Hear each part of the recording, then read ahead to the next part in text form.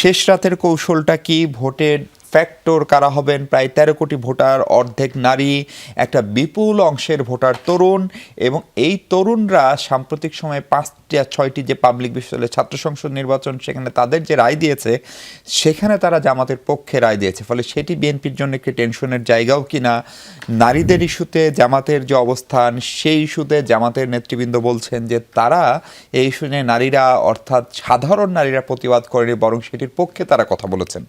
ফলে অনেকেই বলছেন যে এই দুটো শক্তি আসলে জামাতের পক্ষে চলে গেল কিনা। আচ্ছা, তার আগে মনে হয় যিনি প্রফেসর তালুকদার আছেন, ওনার একটা কথা বলতেই হয়। উনি বললেন যে 50% হচ্ছে আওয়ামী লীগ আর 50% অ্যান্টি আওয়ামী লীগ। আমি জানি না যে উনি এই তথ্যটি কোথায় পেয়েছেন, এবং 50% anti Awami League, he didn't mention BNP or something, which is very pathetic আমার কাছে মনে হয়।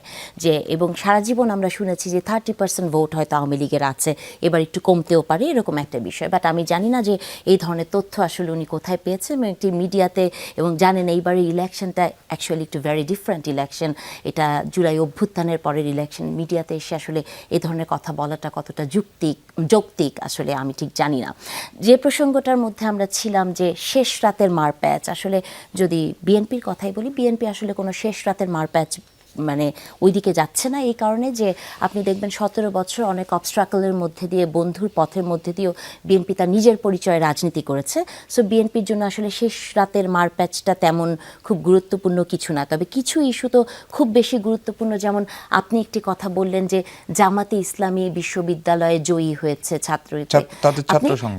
কিন্তু মিশু, আপনি কি আল জাজিরায় ওনার আমিরের ইন্টারভিউ দেখেন নাই? উনি তো ডিরেক্টলি বলেছেন যে শিবির তো ওনাদের কেউ না। তাহলে আপনি তো তাহলে একটা ভুল তথ্য দিচ্ছেন। আবার ওই ইন্টারভিউ শেষেই উনি যখন এই জয়ের মালাটা যখন নিজের দলের দিকে আনতে হবে, তখন উনি বলেন যে শিবির হচ্ছেন ওনাদের দল। Actually I am very confuse, Shibir আসলে কে? আর এটাই আসলে বাংলাদেশের রাজনীতিতে জামাতে ইসলামীর অবস্থান, যে সবসময় ওনারা যে কে আমরা আসলে তা জানি না। হ্যাঁ, আর ছাত্র রাজনীতির কথা যদি বলেন, আমি তো দেখেছেন যে আমি ওখানে প্রতিবাদ করেছি, আবার এটা নিয়ে রিসেন্টলি অনেক কিছু হয়েছে।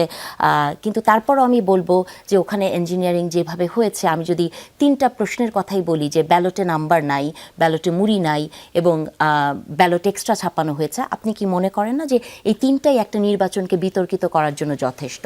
তো সেই জায়গা থেকে আমি মনে করি যে বিশ্ববিদ্যালয়গুলোতে যে ছাত্র রাজনীতি হয়েছে, this is not the reflection of the whole society. Because even আপনি যদি জেনজির কথাও বলেন, এরাই তো জেনজি না। বাংলাদেশে তো কৃষকের ছেলেও জেনজি, তাই না? যে ছেলেটা বিশ্ববিদ্যালয়ে পড়ে, হ্যাঁ না, বা যে ছেলেটা রাস্তায় ধরেন ঝালমুড়ি বিক্রি করছে, সে কি জেনজি না? সে কি ভোট দিবে না? আর আরেকটা হচ্ছে যে সোশ্যাল মিডিয়ার হাইপ। আপনি জানেন যে সোশ্যাল মিডিয়ায় কত মানুষ জিতে যাচ্ছে। সোশ্যাল মিডিয়াটা ইউজ করে কত পার্সেন্ট বাংলাদেশের মানুষ, তাই না? তাহলে এই যে হাইপটা তোলা হচ্ছে, ইটস ভেরি মানে পলিটিক্যাল এক ধরনের স্ট্যান্ড, এবং এইটা দিয়ে রাজনীতির মাঠকে গরম করা ছাড়া আমি আসলে আর কিছুই তেমন মনে করি না। আর নারী ইস্যুতে যে কথাটা বলছি, যেটা আসলে ভেরি ভেরি ইম্পর্ট্যান্ট এই মুহূর্তে, কারণ আপনি দেখেছেন যে গত 3 সপ্তাহ লাগাতার জামাতে ইসলামী নারীকে নিয়ে কী ধরনের ব্লান্ডার করেছেন, যে শব্দগুলো বলেছেন। শিব্বির ভাই আছেন এখানে, একটা প্রশ্ন আমি শিব্বির ভাইকে করতেই চাই। আপনি দেখেন যে জেন্ডার পলিটিক্স নিয়ে আমি একটি কথা বলেছি যে মা এবং বোন বলা যাবে না, আমাকে যেভাবে ক্রিটিক করা হচ্ছে। শিব্বির ভাইদের দলের একজন নারী উইংয়ের একজন, উনি খুব প্রমিনেন্ট নেত্রী, যিনি ইমান এনে টেলিভিশনের সামনে বলেছেন যে পুরুষের নেতৃত্বই থাকবে, পুরুষ নারীদের পরিচালক, একটা সুরার মিসকোট উনি করেছেন। উনি আজকে বলেছেন, আজকে না 2 দিন আগে, নুরুন্নেসা সিদ্দিকে আমার কোটটাকে নিয়ে, আমাদের অপোজিশনে এক বোন বলেছেন তিনি মা বোন হতে চান না, তাহলে তিনি কি হতে চান আপনি? বউ তো একটাই থাকে। ক্যান ইউ ইম্যাজিন যে একজন নারী নেত্রী উনার দলে, যিনি নাকি ইসলামিক দল করেন, উনি একটা বলেছেন, ধরেন আমি যদি রেটরিক করেও বলি যে বউ তো একটাই, তাহলে তো উনিও ইসলামকেই মিসকোট করলেন। ইসলামে তো 4টা বউ রাখা যায়, তাই না?